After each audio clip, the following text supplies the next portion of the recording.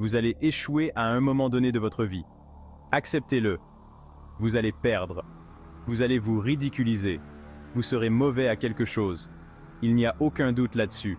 Ce ne sont pas des mots de découragement, mais une dose de réalité de la part du légendaire Denzel Washington. Pourquoi accepter la possibilité de l'échec? Parce que la poursuite de tout ce qui a du sens comporte des risques inhérents. Éviter l'échec signifie souvent éviter la croissance, l'apprentissage et, en fin de compte, le succès. Imaginez une vie vécue toujours dans les limites, toujours dans sa zone de confort. Bien que confortable, cette approche conduit rarement à des avancées ou à des réalisations extraordinaires. C'est dans les faux pas, les chutes et les échecs que nous découvrons notre résilience, notre capacité d'innovation et notre véritable potentiel. Pensez à l'enfant qui apprend à faire du vélo.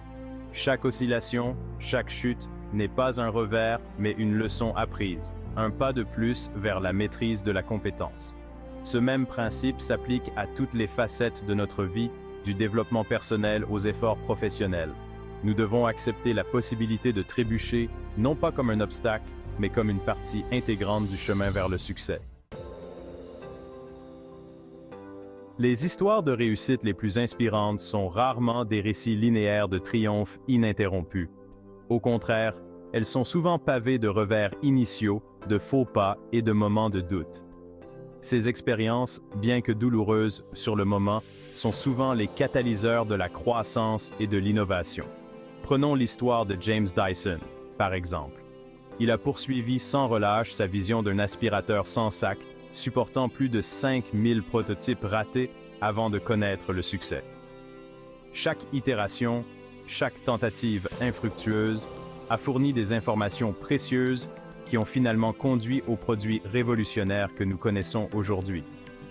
Le parcours de Dyson illustre l'importance de la persévérance et de l'adaptabilité face à l'échec. Il souligne l'idée que l'échec n'est pas l'antithèse du succès, mais plutôt un tremplin, un élément crucial du processus. C'est dans ces moments d'échec perçus que nous sont présentées des occasions de réévaluer, d'affiner et, en fin de compte, de redéfinir le succès selon nos propres termes. Sortir de nos zones de confort, par définition, implique la possibilité de rencontrer des obstacles et des difficultés.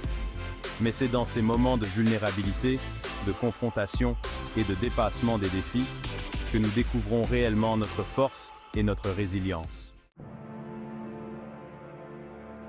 La véritable mesure du succès ne réside pas dans notre capacité à éviter l'échec, mais dans notre réaction face à celui-ci. Il s'agit de se relever, d'analyser ce qui n'a pas fonctionné et d'utiliser ses connaissances pour aller de l'avant.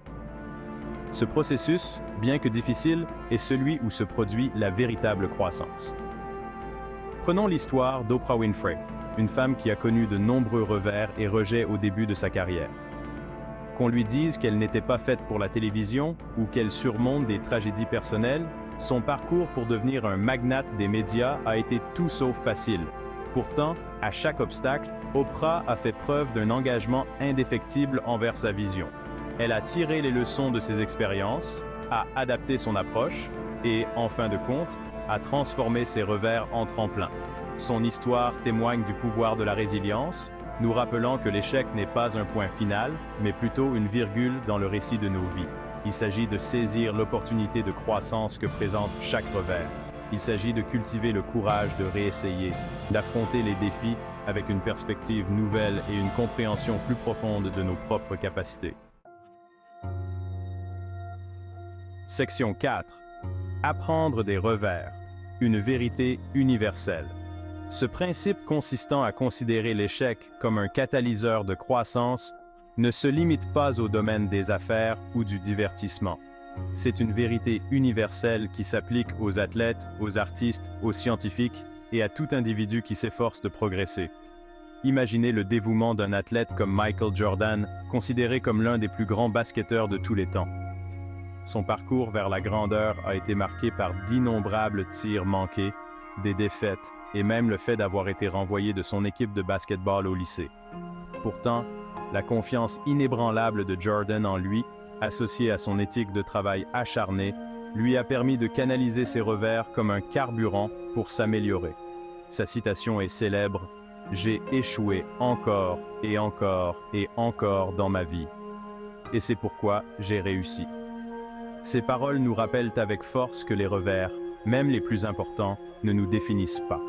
C'est notre réaction à ces défis, notre volonté d'apprendre et de nous adapter, qui façonne en fin de compte notre trajectoire.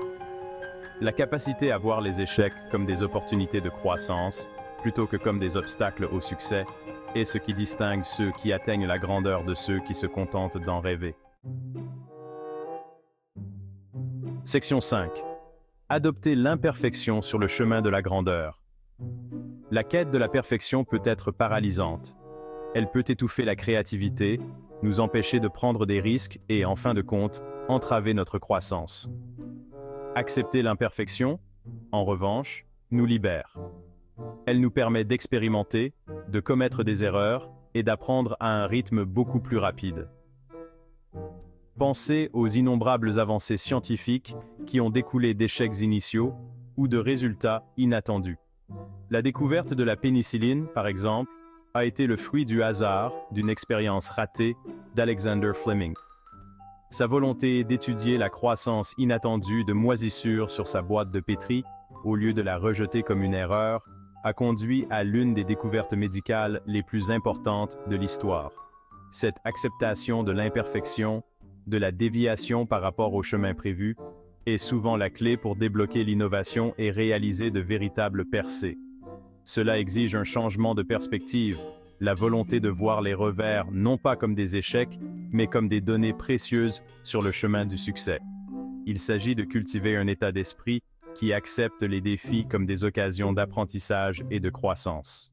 Il s'agit de reconnaître que le chemin du succès est rarement linéaire et que les réalisations les plus significatives naissent souvent de notre volonté d'embrasser l'inconnu, d'expérimenter et d'apprendre de nos erreurs.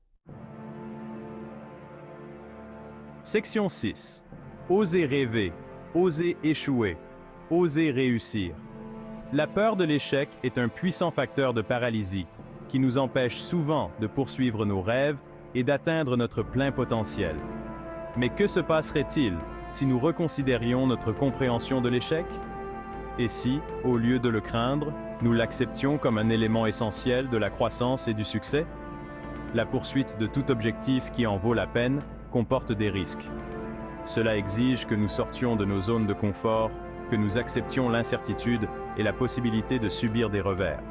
Mais c'est précisément dans ces moments de vulnérabilité où nous sommes confrontés à des défis et où nous les surmontons que nous découvrons notre véritable force et notre résilience. Alors, osez voir grand, osez poursuivre ces ambitions qui enflamment votre âme, même si elles comportent un risque d'échec. Acceptez la possibilité de revers, non pas comme des défaites, mais comme des opportunités de croissance, d'apprentissage et d'innovation. N'oubliez pas que les histoires de réussite les plus inspirantes sont souvent jonchées d'échecs initiaux, de faux pas et de moments de doute. C'est notre réaction à ces défis, notre volonté d'apprendre et de nous adapter, qui façonne en fin de compte notre trajectoire. Acceptez vos échecs, apprenez d'eux et utilisez-les comme un carburant pour aller de l'avant. Osez échouer, osez apprendre et osez réussir. Merci d'avoir regardé cette vidéo. N'oubliez pas de la liker et de vous abonner.